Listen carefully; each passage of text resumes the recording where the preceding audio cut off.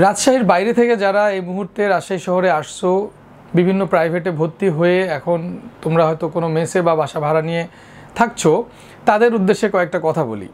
সেটা হচ্ছে, দেখো, তোমরা যখন রাজশাহীতে আসছো, তোমরা বিভিন্ন প্রাইভেটে ভর্তি হইতে হাজার হাজার টাকা খরচ হয়েছে এবং তোমার এই টাকাটা তোমার বাবা বা তোমার মা দিছে, তাই না? তো এখানে অনেকগুলো টাকা কিন্তু খরচ হয়েছে। এখন এখানে তোমাকে কিন্তু একটু দায়িত্বশীল হতে হবে, কারণ এখানে তোমার বাবাও নাই, তোমার মাও নাই, এবং তুমি তোমার যা ইচ্ছা তাই করতে পারো। তুমি ইচ্ছে করলে প্রাইভেটে গেলা, ইচ্ছে করলো প্রাইভেটে গেলা না, পরীক্ষার দিন হয়তো তুমি বসে থেকে ঘুম পারলা।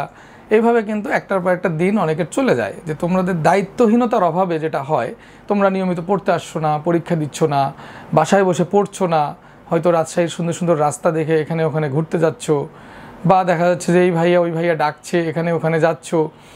তো হয়তো রিসেন্ট তোমার এসএসসি রেজাল্ট হয়েছে, তুমি ভালো নাম্বারও পাইছো, তুমি নিজেকে অনেক ভালো স্টুডেন্ট মনে করছো। সেই জায়গা থেকে তুমি এখন ভাবছো যে হ্যাঁ, এসএসসিতে আমি যেভাবে নাম্বার পাইছি, A+ পাইছি, সেইভাবে আমার ইন্টারমিডিয়েটটাও হয়ে যাবে।